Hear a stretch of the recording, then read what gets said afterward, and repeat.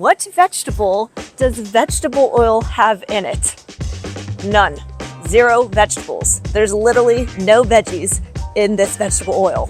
It usually comes from seeds like cottonseed, soybean, canola, sunflower, safflower, and corn. And last time I checked, none of those are vegetables. Corn's not actually a vegetable, it's a grain. So why call it vegetable oil? Marketing. Back in the early 1900s, companies like Procter & Gamble wanted to sell cheap industrial seed oils, so they slapped on the label vegetable oil because it sounded clean, natural, and healthy, like something you picked out of your garden, not something that comes out of a factory. But here's the kicker. This stuff is often chemically extracted, refined, bleached, and deodorized before it even lands in your food. And this stuff, it's everywhere. Chips, salad dressings, nut butters, restaurant meals. Vegetable oil is just a marketing trick to make it sound healthy when really these oils have been linked to inflammation, obesity, and higher risk for heart disease when eaten in excess. I'm Lillie, I'm a certified nutrition health coach, and today we are pulling back the curtain on some of the biggest health lies I once believed, starting with this sneaky little bottle right here. It's not made from real vegetables like broccoli, Brussels sprouts, or carrots, and it's definitely not great to cook with. I used to cook with it every day because it's cheap and labeled as heart healthy. But the reality, these oils are loaded with omega-6s, they're heavily processed, extracted with high heat and chemicals. This breaks down the fats and creates harmful compounds that can damage our cells and cause chronic inflammation. That's linked to everything from joint pain to heart disease.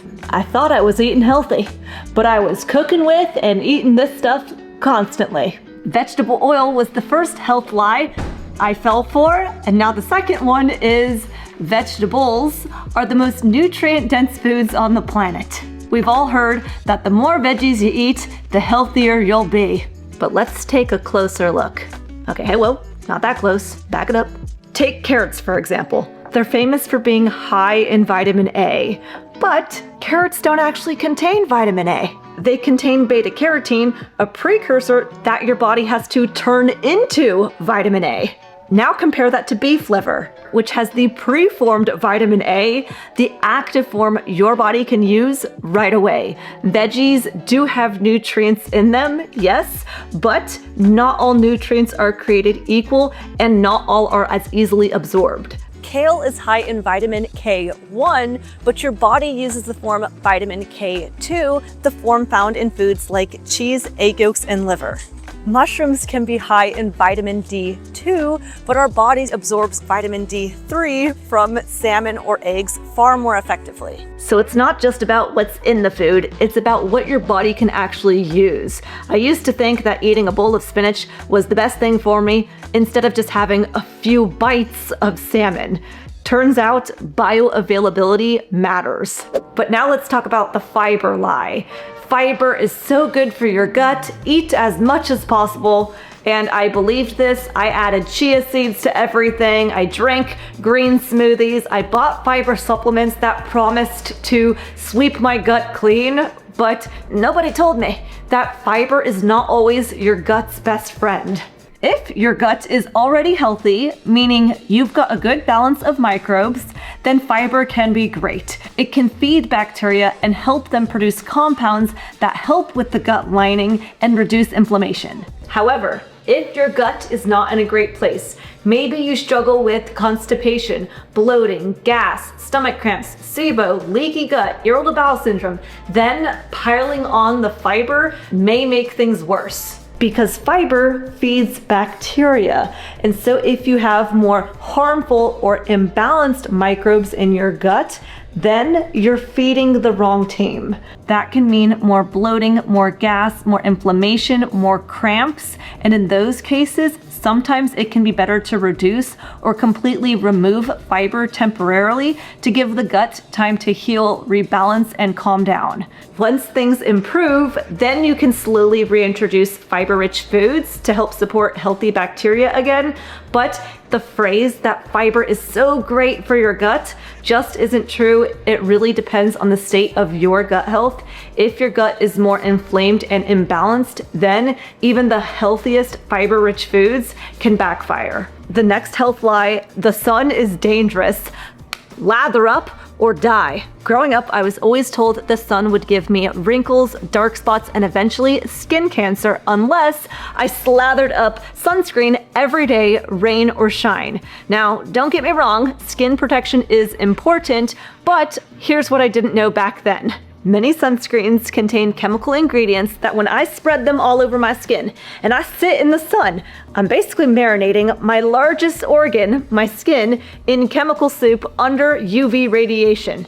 To me, that just doesn't sound very skin protective. Here's the weird part. Sunscreen use is at an all-time high, and so are skin cancer rates. Now, maybe there's the rising rates because we're better at detecting skin cancer than we were in the past, but also it makes you wonder how our ancestors were out in the sun all the time, and nowadays most people are said to be indoors way more, and most people are said to be vitamin D deficient. So, makes you wonder. Now our skin needs sunlight to make vitamin D, which can help with our hormones, bone health, immune system, and yes, even our skin. But a lot of people are terrified of the sun, afraid it's going to fry them, like KFC chicken. Personally, I don't fear the sun. Actually, this Lillie, she thrives in the sun, and when I do use sunscreen, I'll use a clean, mineral-based, non-toxic sunscreen. And if you're worried about the sun damage, sunspots, wrinkles, I actually did an interview a year ago with plastic surgeon Dr. Anthony Yoon, where he said, I think that if you're talking to somebody who's like, hey, look, I live in a rural area, let's say maybe I have a limited budget, I don't have access to a med spa or a plastic surgeon or dermatologist. What can I do at home that can really help me to slow the aging process down? Red light therapy would be one of the first things that I would encourage people to do. There was actually a couple of studies that have looked at red light therapy and skin health and found an increase in collagen and elastin when you use red light therapy on your face. Usually it takes a couple of months to really start seeing those changes, but it definitely can increase the collagen and the elastin in your skin. Essentially, if worried about sunspots, then a red light face mask can help with sunspots, blemishes, fine lines, acne, wrinkles, and just overall the appearance of more glowy, youthful skin. And if you'd like to check out the red light face mask that I use, I'll link it in the video description along with the discount code. I got this red light face mask from Boncharge, who is today's video sponsor. And how it works is I just turn it on, it becomes red. I strap it onto the back of my head with these straps, and then I can wear it while I'm doing my work, watching TV, doing the dishes, and I've had this mask for about 2 years, maybe 3 years now. My husband and I take turns using it, so it should be just a one-time purchase and last us a long time. Again, I'll leave a link in the video description where you can get a 15% off discount code with any of Boncharge's products, or you can use discount code Lillie at checkout for 15% off. The next health lie, don't worry about your food, just do more cardio for weight loss. For years, I believed the secret to weight loss was one word, cardio. I was that person who would go on the elliptical, sweat for an hour, and then feel like a champion, come home and reward myself with cookies and pizza. Well, I stayed the same weight. Then the guilt would set in and I would say, okay, you know what? Tomorrow I'm going to do even more cardio so that way I can actually see some progress. And then I'd come home again and I'd eat some junk. So while cardio isn't bad, in fact, it's really great for our heart, mood, and overall health, when it comes to weight loss, cardio is just one piece to the puzzle. What you eat can play a huge role in fat loss. You know, you can't out-cardio a bad diet. So absolutely, exercise is important. Cardio can be helpful for weight loss, but if you're relying on cardio alone for weight loss and not taking a look at what you're eating, then you might be working harder than you need to and might be becoming more frustrated than you should. Another social media health lie I fell for, juicing. Juicing, you know, juice your fruits and veggies to get all of those magical nutrients in one glass.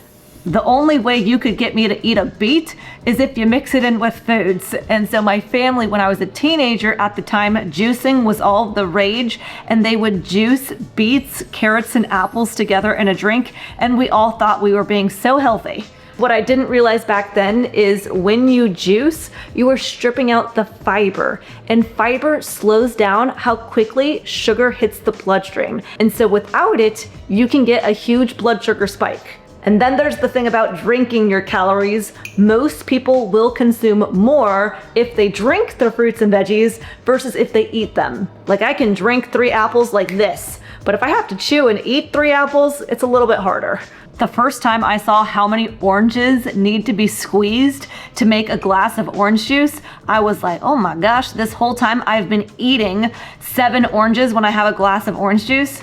Yeah, that's crazy. Now, I'm not saying that juicing is the end of the world. I think having a small glass here or there can be fine, but to think that juicing is like the healthiest thing, the ultimate health hack, not really. For most people, it's just a fast track to spiking blood sugars and overdoing it on calories without even feeling full. These days, I'd rather just eat the whole food fruit or veggie and let my body enjoy the fiber and nutrients the way that nature intended. Another health trend most of us have fallen for is eating a low-fat diet is the most heart-healthy diet you can eat. Now, I've actually interviewed several different doctors on this channel where I've asked them about the topic of cholesterol, high-fat diets, what causes heart attacks, how to create a strong, healthy heart. And I ended up going through all those different interviews, grabbing the snippets and clips of that part of the conversation, and I bundled them together in a short 10-minute video, which I'll link right here. It's quite fascinating. Be sure to check it out, and if you enjoyed today's video, don't be silly, subscribe to Lillie, and I'll see you soon.